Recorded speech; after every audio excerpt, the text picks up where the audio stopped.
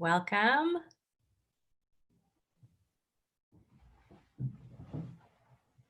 I hope everyone's having a good evening.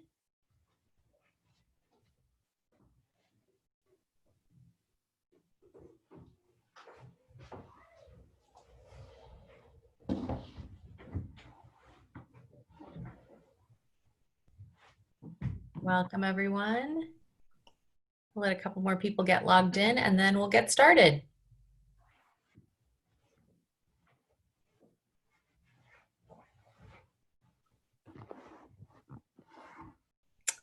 All right.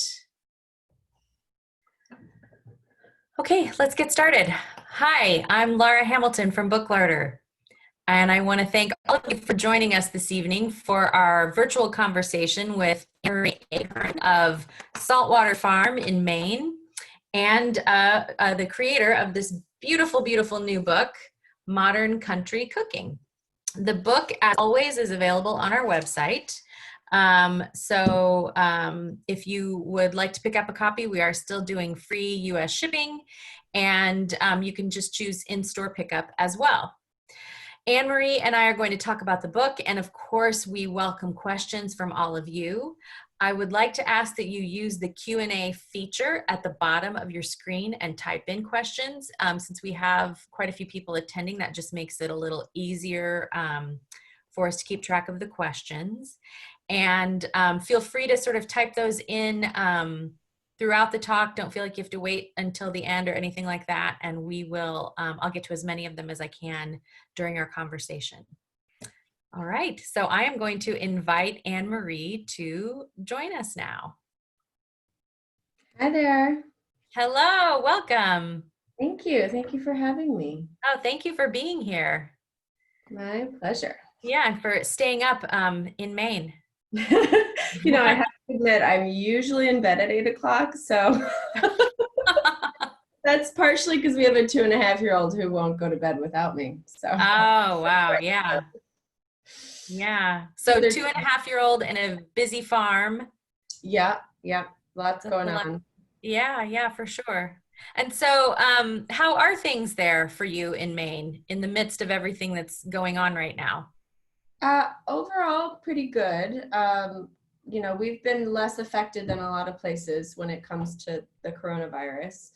And as I was just saying earlier, we are a seasonal community, so a lot of people are anxious about all of the tourists coming, which there are fewer than usual. But yeah, the town is sort of waiting with bated breath to see what happens after the tourist rush, because our season is really short. It starts, you know, July 4th and ends Labor Day. That's when people make most of their money here. Oh, wow. Yeah. And your classes tend to go kind of May to November, if I remember correctly, but you're doing them virtually now. How is that going? Yeah. You know, at first I was a little resistant to doing online classes, in part because I'm not terribly tech savvy and I wasn't sure how it was going to go. But the truth is, I miss my students, I miss teaching, and it provides a platform where I can see them and cook with them and continue teaching. So I certainly have no complaints about Zoom. It's been great. I mean, we struggled actually a little bit with an internet connection at the cooking school, so I've been teaching the classes in my home kitchen while we struggle to install fiber optic at the cooking school, which is like down a long windy path. You know, it's like one of the hardest places to get a hard wire. But oh yeah, we'll figure it out eventually. Yeah. But yeah, it's been good. We teach one class a week. The nice thing is you can teach more than 8 students, because in the cooking school we really try to limit it to 8. Mm-hmm. So now we have about 15 students every Wednesday from 10:30 to noon. And for people who, for instance, live on the West Coast or, you know, somewhere where the time isn't ideal or they're just not available, we sell recordings of the class. So people can take it in the evening or on the weekends, and you get a shopping list and a prep list and the recipes, so you can sort of do it on your own time. So it's been working out great, and I've been sending out surveys. It feels like a new business in a lot of ways. And I have to say, for a business that is deeply seasonal, it sort of offers an opportunity to bring in another source of revenue in the wintertime. So now I'm sort of thinking, oh, like maybe I should always have done this in the wintertime to sort of, flesh out the whole year. And so in some ways it's like a really pleasant surprise. Yeah, yeah. This whole thing is presenting all of us with challenges and opportunities at the same time, it seems like. Absolutely. Yeah. Yeah. Yeah. So for folks who may not know sort of as much about the farm or about your background, tell us a little bit about sort of how you got into cooking, how the farm came about, and what you do now, sort of at the farm and the cooking school. Well, I knew at a young age that I wanted to work in food. I was in undergraduate I got a degree at Colorado College in international political economy. And while I was deeply interested in those subjects, I was just cooking for people all the time. Like I was like, I need to go to New York and go to culinary school. And so I fell in love with food, and particularly fell in love with learning about food from our chef instructors at culinary school. I remember thinking they were like walking food encyclopedias, and how I just so envied that skill and knowledge. And so after working in New York for a good amount of time, about 10 years in the food industry, and I really tried everything. I knew that I didn't want to live in New York ultimately, but I wanted as much exposure as I could possibly get. So I did food styling and food writing. I had a little column in a free publication called The Downtown Chef, which was really fun. And I worked at Silver Magazine and for some chefs in New York. But ultimately, I was so curious about home cooking, which is something I didn't, other than the personal chef work I did in New York, I didn't feel in touch with home cooking. Because restaurant cooking is something else entirely. And now people are trying to link those through cookbooks and such, but at the time they were really different things. So my family has history in Maine. I grew up in Wisconsin, but we drove to Maine when I was a kid every summer, which is a long drive with your sister in the back seat of a station wagon. And my dad's family has a blueberry farm called Sky Farm, which is in Dresden, Maine. It's about an hour, not even from here.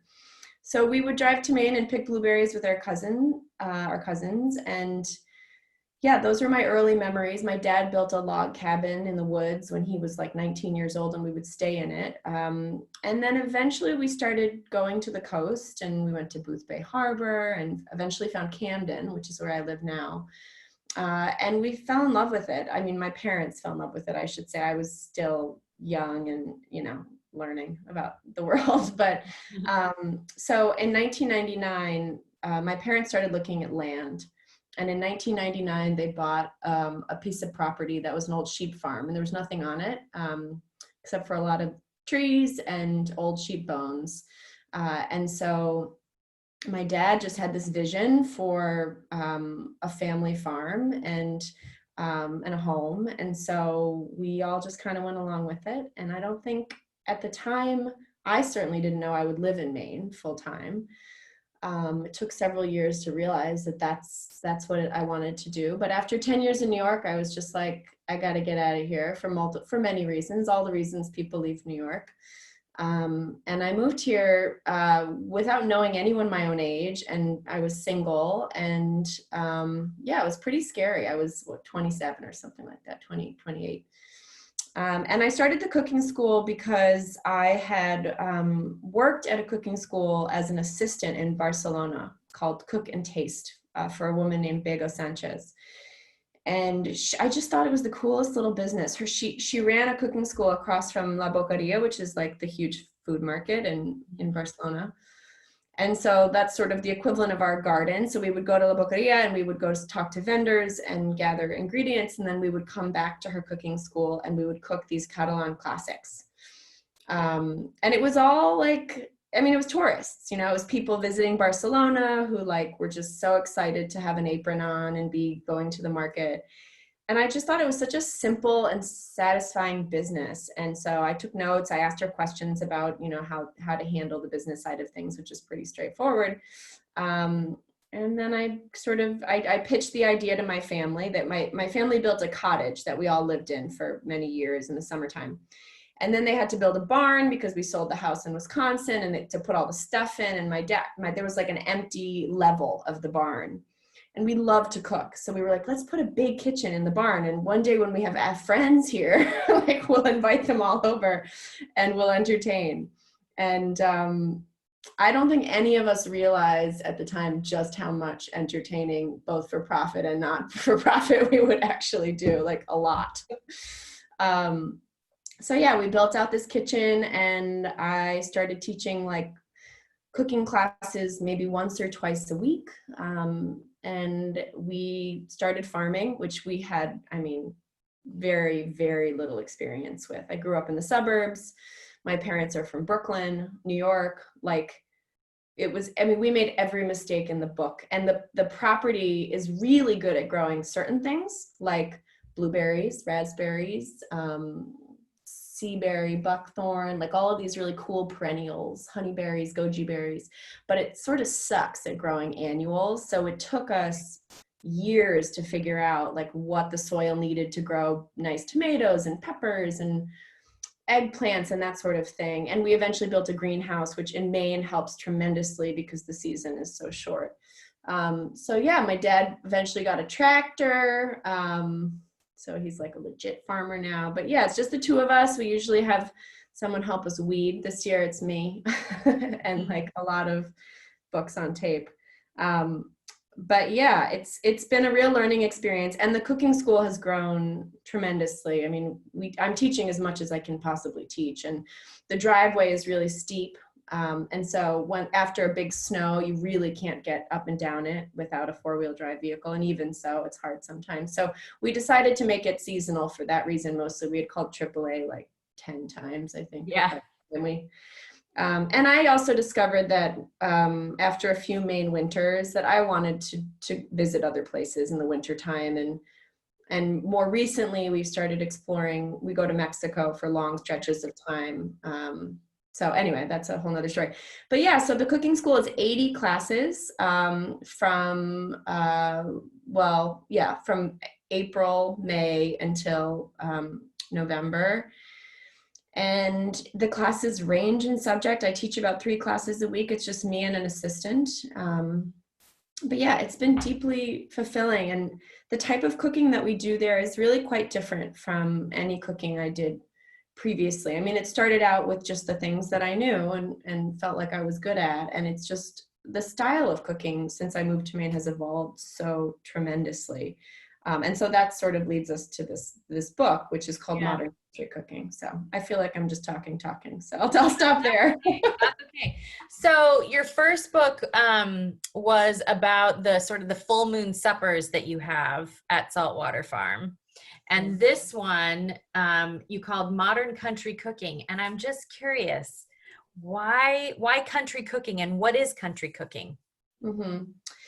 Well, for me, country cooking was the building of knowledge of what it means to cook resourcefully and instinctively, specifically in a rural setting, which is vastly different from the cooking I knew as a restaurant cook and as a cook in New York City. So I always think of like examples of country cooking are like making a loaf of bread, which is something I never did in New York, in part because people have small kitchens and no cross ventilation, but bread baking is something that I've like completely taken on since I moved to Maine. And we really try to make it part of almost every single class. Like even if it's just a simple loaf of bread, I want people walking out of the door knowing how to make a loaf of bread and feeling confident about it. We do a lot of pickling and preserving. We do a lot of cooking meat on the bone. We cook everything in cast iron. So for me, that's like a country cooking skill, is understanding how to use and properly season cast iron. We use mortar and pestles a lot to grind garlic into sauces and things. We do a lot of cooking over fire, which is definitely a country cooking skill because it's hard to do that in the city. And it's something that you get better at the more you do it. So I really like push the students to burn stuff and understand how to fix it. And you have to make mistakes to become a better cook. And the thing that I'm like really pressing these days is to get people to stop looking at the recipe and doing the thing they're told and watch what's happening in the kitchen. I know so many cooks who are type A's, generally speaking. I am one myself, who can't cook without a recipe. But like the freedom of being able to cook without a recipe is what it's all about. It's what makes cooking fun. So yeah, I really try to like, people I see them measuring out salt and I'm like, just put that thing down. Like, look at me, taste it.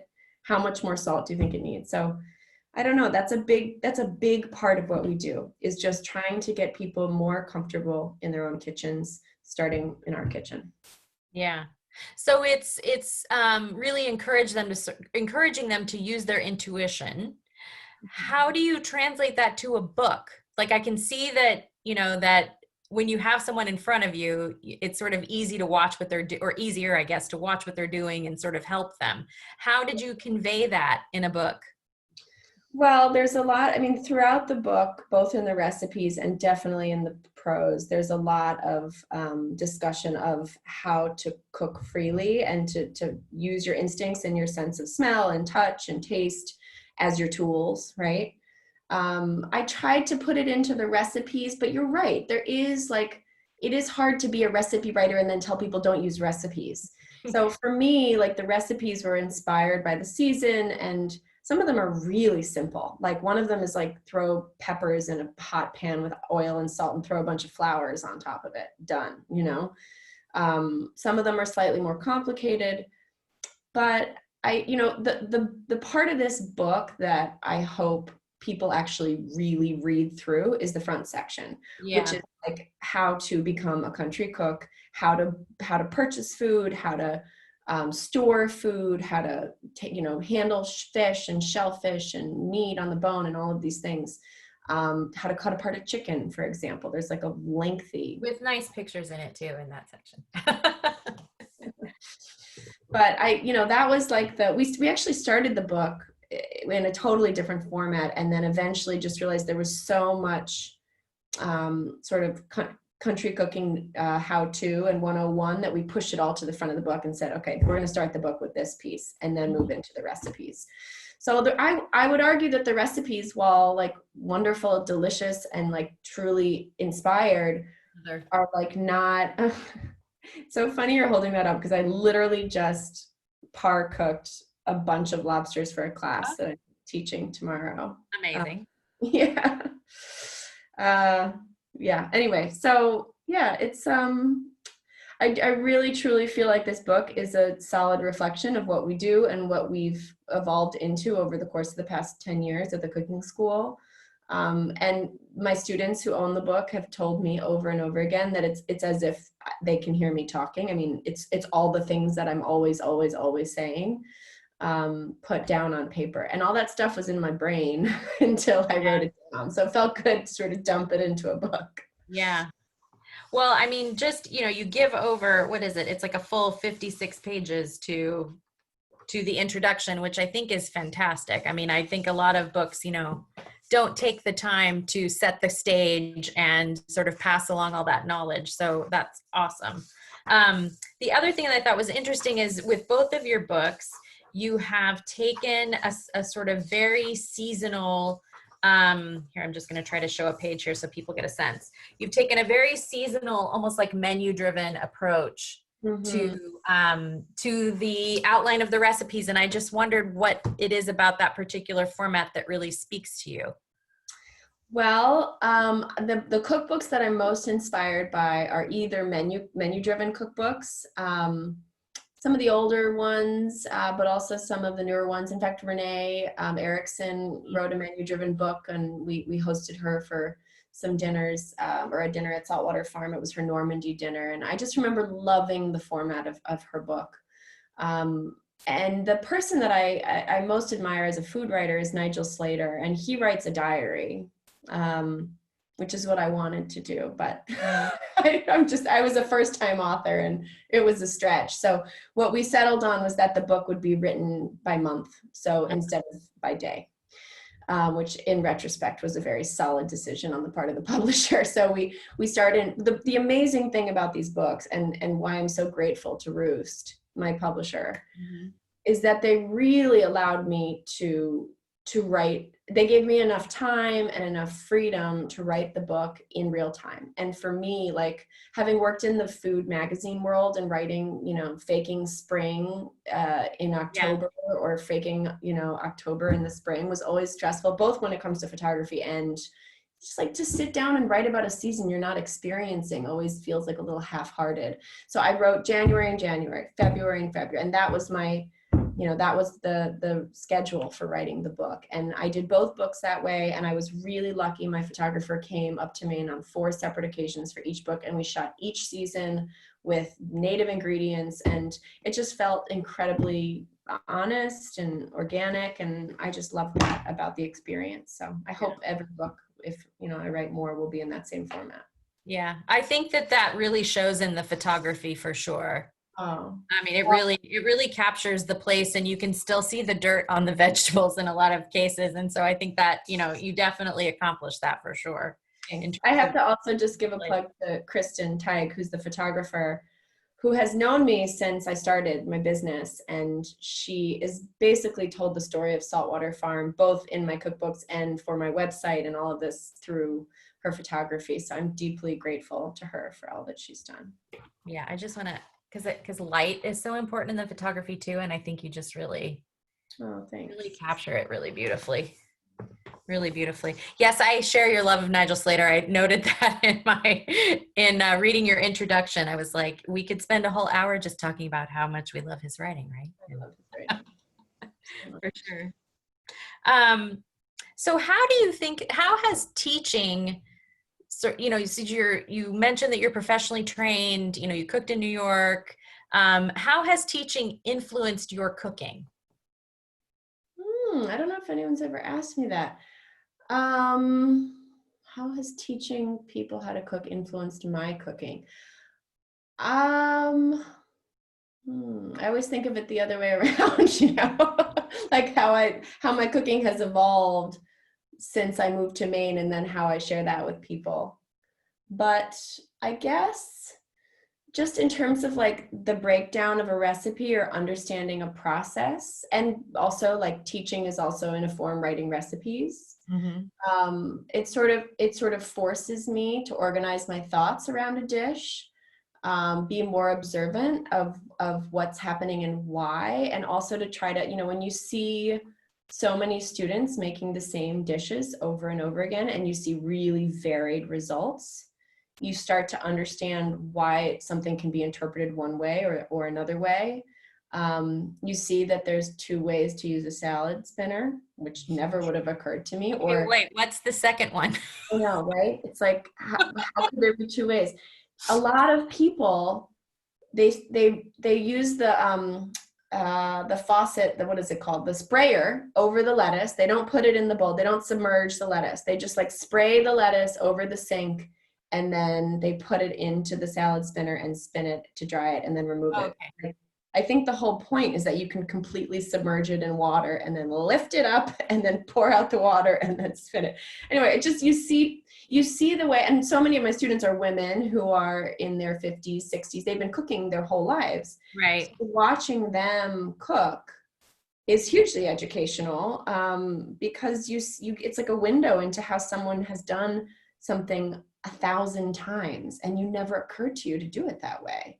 And I really do try to bring the knowledge of the students into the classes. And a great example of that is we had a woman from the South who her grandmother taught her how to make biscuits. And in my first book, there's a recipe for cornmeal biscuits.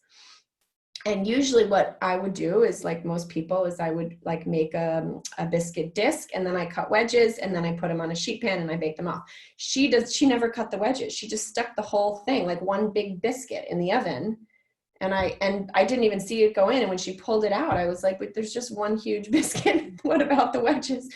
And she's like, oh, it's so much more moist this way. My grandmother does it this way. And like ever since, we have always made one big fat biscuit. Oh, and that's amazing. Like, oh, it's so moist. And I'm like, yeah, because it's got less surface exposed to the heat. So if you just learn things from, we have 500 students a year on average. And it's a lot of skill coming in, to this tiny classroom. And so I guess, in answer to your question, is like, if you're paying attention, there's a lot to learn from the students. Yeah.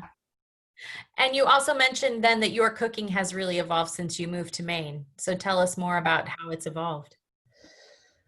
I think um, I think that in culinary school, you learn how to do things a very specific way. And I mean, I went to culinary school in like 2003, 2004.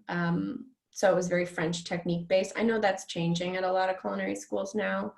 It just feels a bit outdated to some institutions, but I like when I moved to Maine, I wanted to know how to treat the entire ingredient, not like cut it into perfect cubes or get rid of the 3 outer layers. Like I wanted to keep the stem attached or cook a vegetable that was just cut in half and not cut into 20 pieces.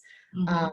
and just sort of like showcase the anatomy of the thing that is so beautiful, and a lot of care went into its growing. And so I think that's one example of how my cooking has changed. Like I cook things whole rather than cut into a million tiny pieces. um, Cooking on the bone is something I didn't do as much in the city. The benefit of cooking on the bone is that it keeps meat really tender and moist.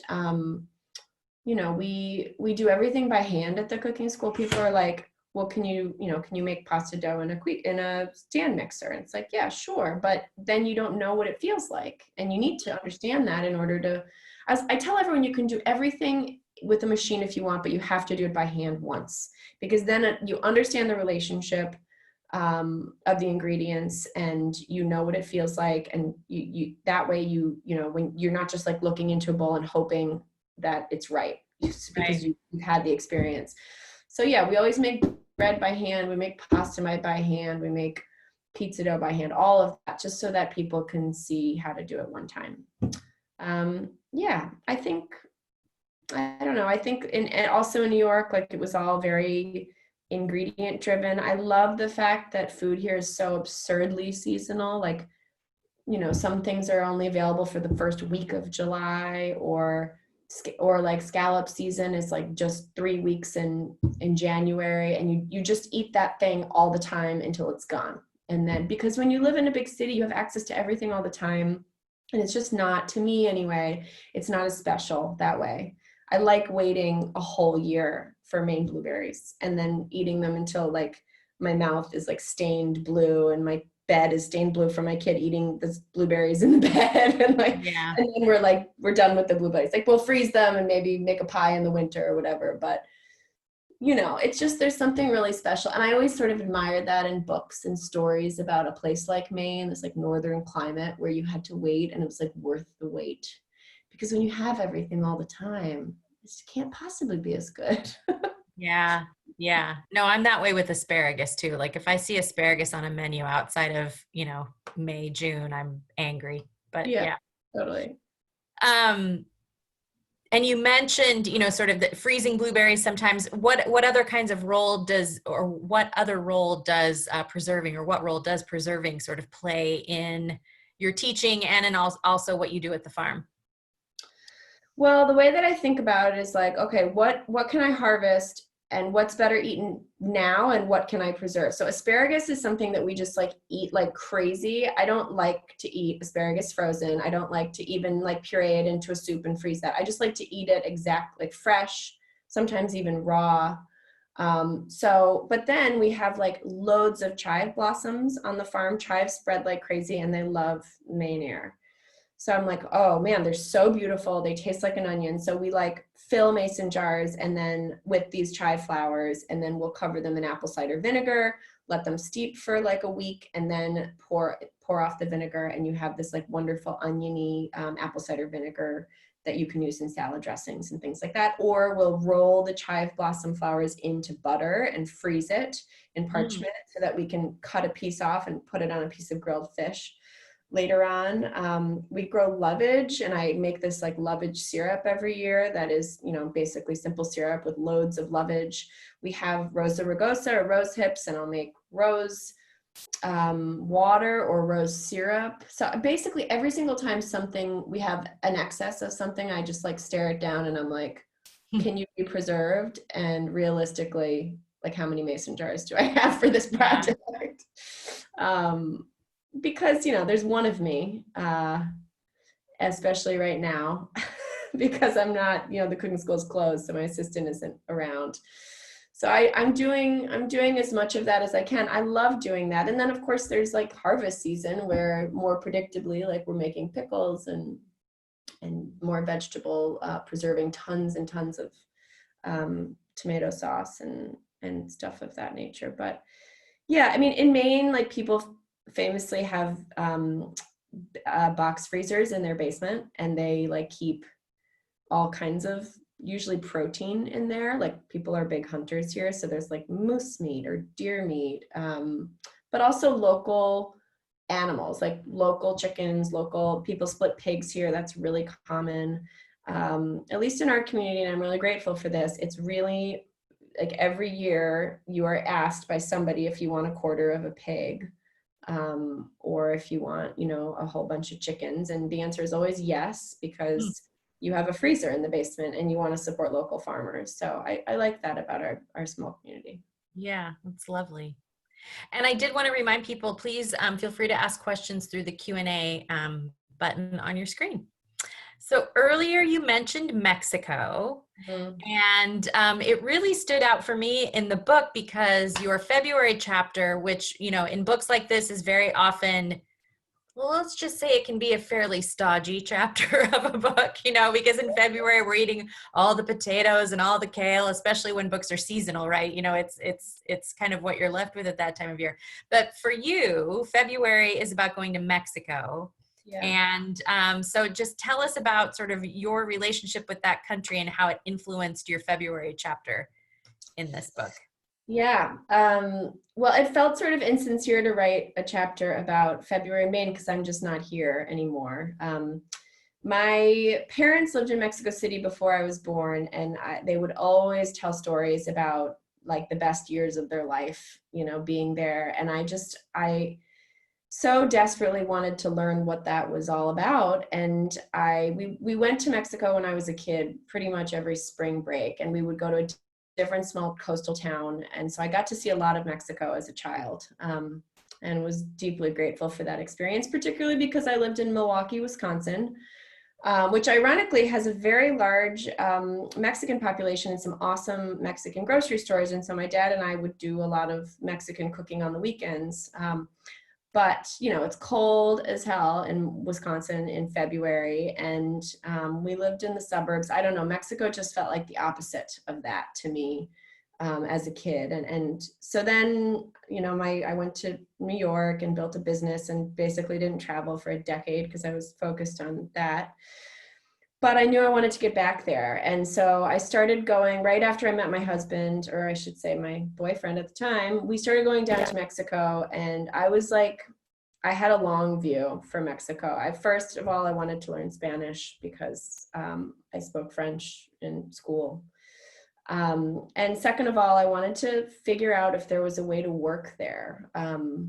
But so every year we would go down, and they would always give me a hard time, my friends who would come with us, because I was constantly doing research while on our vacation. Like I couldn't rest. I needed to know if this was the place that we were going to dig in and make friends and like have a place where I could bring in some income.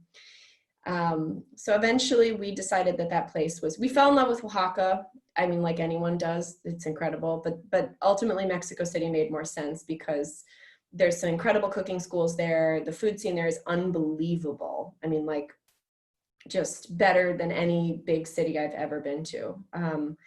And we formed this really amazing relationship with a woman and her family down there who own a cooking school, and she offered to host me to teach, which was an incredible opportunity. So yeah, so then I was like, okay, let's figure out how to let's get an apartment, let's find a school for our daughter, let's make friends. And so I was trying to sort of live out this dream I'd always had, and it was going so well. And then the coronavirus came. Oh, no. And we had to leave, we had to go home early, but it was wonderful. And I hope, I will, the minute it is safe to go back, or to travel, I should say, not to go back there, but to travel, I'll be there. And I'll continue teaching at the cooking school, which I should mention is called Sobremesa, and which means like the hours after dinner where everyone sits around and chats. Great name. And Lucia is the woman who owns it. And they have 2 locations, and they are beautiful, beautiful facilities. I've never seen cooking schools like these. They're just, I mean, they're also event spaces, but they're spectacular. So it feels really special to teach there. And I should be clear, I teach Americans how to make Mexican food. I was just going to ask, so what do you teach? No, my students are like, okay, we know you're not working in the winter. Can you take us to different parts of the world to cook? And I'm like, well, that sounds great. Let me try to figure that out. So I'm like, it's in process, but you know, traveling these days is a little bit harder. So we have a trip in Sicily coming up in November at the Anna Tuscalanza Cooking School. Oh, yeah. Which I'm actually talking to them tomorrow about how we all feel about it. Yeah. And then I have a trip in southern France in the spring, which again, we'll see. And then the Mexico City thing is hopefully going to be every February and March, you know, going forward. So. Oh, that's very exciting. Yeah, it is. It is very exciting. It feels like almost too good to be true. I mean, you know, into when it resumes, that is. Yeah, for sure. For sure. So you mentioned your dad again in the context of cooking, and I just wondered, so who are your sort of early influences Yeah. in getting you in the kitchen and teaching you? Well, both my parents play a role. On my mother's side, her father owned a restaurant called Diavolo Russo, which means the Red Devil. I don't look very Italian, but I come from a very Italian. Half of my family is very Italian, or maybe I should say Northern Italian or something. But yeah, so the restaurant was in the theater district in Manhattan in the 50s, and it was really popular. Their famous dish was fra diavola, the spicy lobster pasta dish, which is funny because that's what I'm making tomorrow with my cooking class. And it's all like, we've heard so many stories about this restaurant in my family, at all the cousins reunions. And the restaurant, you know, business runs in my family, on my mom's side. And then my dad has done an enormous amount of traveling for work, and he's always taken an interest in food. And he subscribed to Saveur magazine since like 84 when they started. And we have every single issue that's ever been published. I mean, every Sunday we sat down and we picked like a really tough one, and we would like do all the shopping best we could in Milwaukee, and we would cook out of it. So that was like, my dad was into the exotic weekend fare, and I loved cooking with him.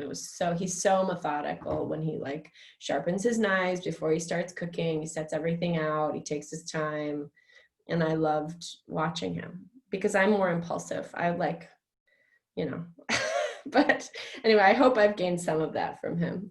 Yeah, yeah. And so it sounds like, I mean, it's just been part of your family culture, like for generations, really. I mean, my mom made like delicious, like standard American Italian food almost 5 nights a week. And then on the weekends we made exciting food. But yeah, cooking was always a big part of our family. But the truth is, like, I'm extremely extroverted. My mom always joked that like I could never be left alone. I think in part I decided to go into food so that I would never be left alone. Because it means that people will always be there to eat it. And I don't know, it feels good. And I married my husband in part because he is also a wonderful host, and he plays piano and everyone sings along. And like, I knew I needed to have a partner who could help and who would enjoy that and share that with me. And when we first met, he helped me run my restaurant, which was a whole nother story and experience. But yeah, he works in public health, but he steps in when needed, which is much appreciated. He works in public health, so he's busy right now, or? He's quite busy right now. Yeah, busier Yeah. than usual. Yeah. Wow. And so, you know, you mentioned your restaurant. It's, you know, one of those dreams lots of people have. And so I wonder, like, how does what you learned there influence what you're doing now? I mean, the truth is, like, I opened a restaurant because it seemed like a natural progression for, and everybody, was telling me you should do this, you should do this. I'm really grateful for the entire experience of owning the restaurant. I owned it for 3 years. Really proud of what we accomplished there. But at the end of the day, it wasn't the way I wanted to be spending my time. I was still teaching, I was running both businesses, but I didn't have the energy to sustain that. And I had to, after I sort of assessed the financial situation at the restaurant, I said, okay, like we can keep this going for a long time, but it's not ever going to be super profitable. Or I can run the cooking school and find someone else to fill the space, the restaurant space, which like we built this beautiful restaurant and had this incredible community of support. And I was like, I just want the space to live on and thrive. And I want to focus my attention back on the cooking school. And for somebody who's like, I'm like, my family always gives me a hard time because I can't stop moving or coming up with ideas. Like I needed to know that that wasn't the right move for me. And it took an enormous amount of learning and pain to understand that. But to this, like every day, I am grateful for the cooking school, that I know that it's the right place for me. I love the work that I do. And I think that if I hadn't opened a restaurant and learned what it means to sort of pursue that to, the full extent, it would just be like this idea hanging in the clouds that I would always sort of wonder about. And so, yeah. And I think that's sort of like the case for everybody. It's like you have to do something to know it's not right for you. And then you feel really good about the thing that is. So. Yeah. Yeah. Again, if anybody has questions, we've got just a few more minutes, so make sure you're getting them in there. What is something, so in the kind of the current situation, what is something besides traveling, getting, to go places that you're not able to do now that you're looking forward to doing? I mean, hosting dinner parties, like we host 3 a week. I miss that so much. I miss feeding people, like not even, I mean, I miss feeding people for work, but also just our friends. Mm-hmm. I mean, yeah, I realize how much I draw from my relationships with people, and that part makes me sad. We still like keep up, and I still go for walks with friends, and we see each other outside.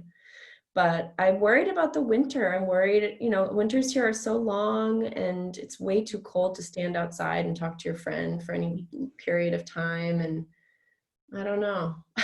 Sorry to end on like a No, sad no. note. Oh, no, you're totally fine. Well, we won't completely end there. I wasn't. Okay, good. Okay, good. Yeah. That's why I asked it now. It tends to not be a happy question usually, but it's also, I don't know. I just think like all of us sort of sharing those kinds of things that we miss is important right now. Yeah, totally. Like, because it's not, we're all in this together, right? So We are yeah, all in this together. yeah, Yeah. sure. And so, with so many generations of cooks and food lovers in your family, how is your daughter's taste in food shaping up so far? And is she helping you in the kitchen yet? Yeah, she's helping. It's great. I'm like, I want to make sure that I'm not speaking too soon, but she loves, favorite food is olives. That's Oh, good. wow. She loves, I mean, I think this is the case with all children. Like she loves picking peas and eating them. She loves pulling the carrots out.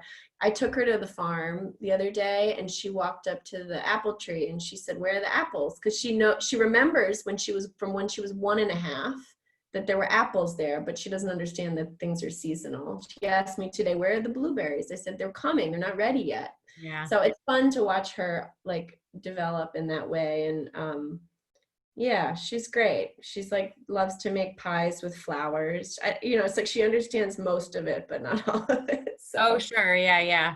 Yeah. yeah, it's good. She's also like an excellent distraction in pandemic times. She's a 2.5-year-old will keep you laughing all the time. Oh, that's good. That's good. And is the rest of your family around there now, or? Yes, my sister and her husband are up here. and my parents are here. Yeah, we're all here, and this is the first time we've all been together since I was in high school, which has been pretty sweet. You know, I think if it wasn't for the coronavirus, my sister and her husband would be in New York, and we wouldn't be spending this like precious time with them. So I'm really grateful for that, particularly in the first 2 months where it was like a total shutdown. We were all together, and I felt deeply lucky to have family around, and Yeah, yeah. that's great. Yeah. So we have a question from Chelsea, Yeah. who says, it sounds like winter is not your favorite season. So which season in Maine is your favorite? And from a food perspective, like what is available, but also just generally. So your favorite food season, but also generally your favorite season. My favorite season is fall. It always feels like sentimental to me. I think it's like the knowledge that the winter is coming, and that like everyone's going to sort of, it's like the last sweet moments of togetherness and daylight, and then there's the harvest, which the answer is the same for both of those questions, fall and fall. The harvest is incredible in fall here. September is like definitely my favorite month of the year. It's just everything about it. Just also, I hate, this is going to sound unfriendly, and I don't mean it to be, but the tourists leave on Labor Day, and it feels like we have this place to ourselves, like in a way that we know that like we are here to serve people for their summer vacation, but there's something really magical about those people, not completely, but you know, leaving, and then all of a sudden it's like you have the place all to yourself. Yeah. So yeah, and the food of fall, like that, the first time that the onions and carrots and celery hit the pan where meat has been seared, is like the smell of fall to me. Mirepoix hitting a pan, and it just, everything inside of me sort of shifts when I smell that, because I don't cook that way in the summer at all. And I cook that way all the time in the cold season. So I like it when you can sleep comfortably. Like I don't like it when it's so hot. I'm definitely like a northerner at heart, I think. So yeah. Excellent. Annemarie, is there anything we didn't talk about that you wanted to talk about today? I mean, I think we covered most of it. I have a new hobby that I'll share with you. What's that?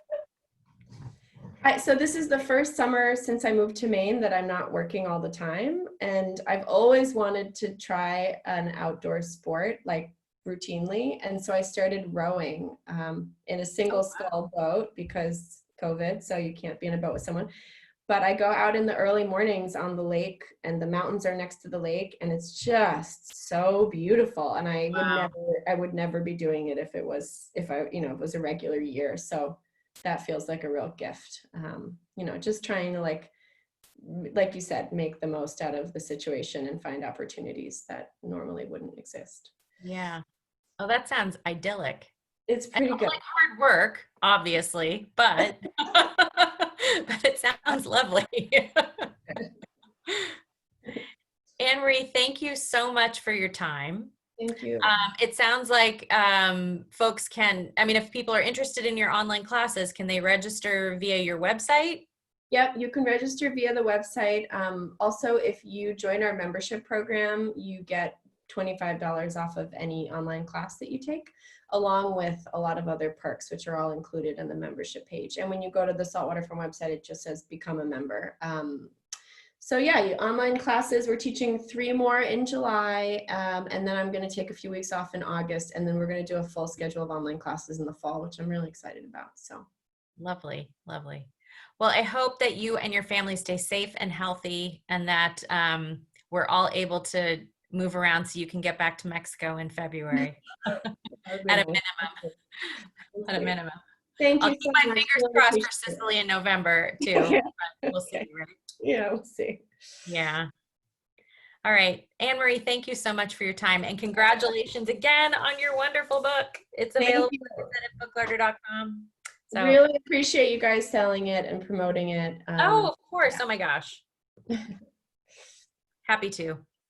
All right. All right. Thank you so much. Have a lovely evening. You too. Take care. Take Thank care. you, everybody. Yes, thank you everyone for watching, and we will hopefully see you tomorrow for our chat with Elio Hercules. Thanks everyone. Bye.